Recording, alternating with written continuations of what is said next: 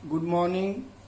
मैंने आपको पिछले क्लास में खाता बही का अर्थ, खाता बही का प्रारूप, प्रारूप में कितने कॉलम्स बनते हैं, खाने बनते हैं, उस खाने में क्या क्या बनाया जाता है, उनके प्रत्येक के बारे में मैंने विवेचना किया और खाते में खतौनी करने के नियम जो क्या है उसके बारे में मैं बताया।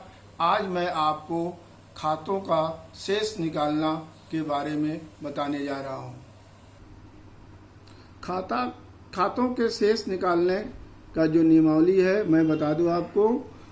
लेखापालक एक निश्चित अवधि जो प्रायः 1 माह या 1 वर्ष हो सकती है, यह ज्ञात करना चाहता है कि प्रत्येक खाते की वास्तविक स्थिति क्या है। प्रत्येक खाते का निश्चित अवधि के अंत में शेष निकाला जाता है। इसे खातों का बंद करना कहते हैं। प्रायः खाते के दोनों पक्षों का योग बराबर नहीं आता। जिस पक्ष का योग अधिक आता है वही योग दोनों पक्षों में लिखा जाता है। जिस पक्ष का योग कम है वह अंतर की रकम उस खाते के शेष कहलाती है। यदि शेष ऋणी पक्ष में है तो वह धनी शेष, और यदि शेष धनी पक्ष में है तो वह ऋणी शेष कहलाता है। खातों का योग करने व शेष निकालने की विधि निम्न प्रकार है। ये है व्यक्तिगत और संपत्तित खातों में। पहला है दोनों पक्षों का योग। पहले प्रत्येक खाते के दोनों पक्षों का योग अलग अलग कागज पर लिख लिया जाता है। दूसरा है अंतर निकालना। जिस पक्ष का योग अधिक होता है उस योग से कम योग अलग कागज पर ज्ञात किया जाता है। तीसरा है अंतर तथा योग लिखना। दोनों पक्षों के अंतर की रकम कम योग वाले खाने में लिखकर विवरण वाले खाने में योग नीचे ले गए बैलेंस सीडी लिखते हैं तथा दोनों पक्षों का योग बराबर लिखकर नीचे 2 लाइन खींचते हैं। चौथा है धनी व ऋणी व धनी शेष। जिस पक्ष का योग अधिक होता है शेष उसी पक्ष का होता है। जैसे जब ऋणी पक्ष का योग अधिक है तो अंतर की रकम ऋणी शेष, और धनी पक्ष का योग अधिक है तो अंतर की रकम धनी शेष होता है। यदि किसी खाते के दोनों पक्षों का योग बराबर है तो शेष आता ही नहीं है, और इस प्रकार के खातों को संतुलित खाते कहते हैं। 5वां है शेष आगे लिखना। प्रत्येक खाता बंद करने के बाद उसका शेष खाते में अगली तिथि को लिखा जाता है। यह शेष जिस पक्ष में आता है उसके विपरीत पक्ष में लिखते हैं। दिनांक वाले कॉलम में खाता बंद करने की अगली तिथि से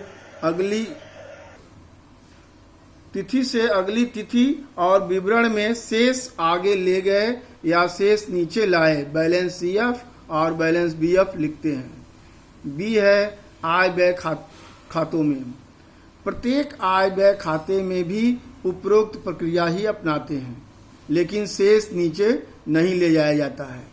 इन खातों में क्रय विक्रय, क्रय वापसी, विक्रय वापसी तथा प्रत्यक्ष खर्चों के खातों को व्यापार खाते ट्रेडिंग अकाउंट तथा अप्रत्यक्ष खर्चे एवं आय के खातों को लाभ हानि कोष में प्रॉफिट एंड लॉस अकाउंट में हस्तांतरित किया जाता है। विशेष आहरण खाते के शेष को पूंजी खाते में हस्तांतरित करते हैं। इस खाते के धनी पक्ष में पूंजी खाते से बाई कैपिटल अकाउंट लिखकर यह खाता बंद कर दिया जाता है। सी है रोकड़ खाते में। रोकड़ खाते के शेष निकालने की प्रक्रिया व्यक्तिगत तथा संपत्ति के अनुरूप ही होती है, परंतु रोकड़ खाते का शेष हर स्थिति में ऋणी डीआर होता है। अब खतौनी का उदाहरण देख लीजिए। 1 मार्च 2013 को 4,500 रुपये का माल नगद खरीदा, तो सबसे पहले इसकी जनरल एंट्री करेंगे। हिंदी में क्रय खाता ऋणी, रोकड़ खाते का बिंग, उसमें ब्रैकेट में लिखेंगे नकद माल खरीदा 4,500। अंग्रेजी में करेंगे purchases account DR to cash account being goods purchased. वही 4,500 से।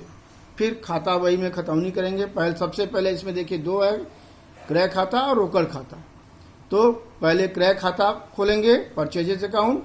तो उसमें हो जाएगा, कॉलम बनाएंगे, तिथि, डेट, विवरण, पार्टिकुलर्स, जर्नल पृष्ठ संख्या, जेएफ, रकम, रुपए, अमाउंट, रुपीस, तिथि।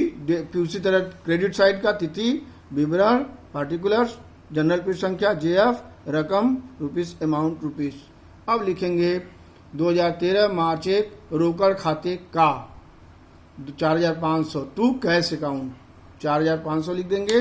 उसी तरह फिर अब बनाएंगे रोकड़ खाता कैश अकाउंट। अब कैश अकाउंट देखिए, purchase account DR to cash account है, तो इसमें उल्टा कर देंगे। यहाँ पर हो जाएगा क्रेडिट साइड की ओर बाई परचेजेज अकाउंट 4,500। आज इतना ही, धन्यवाद।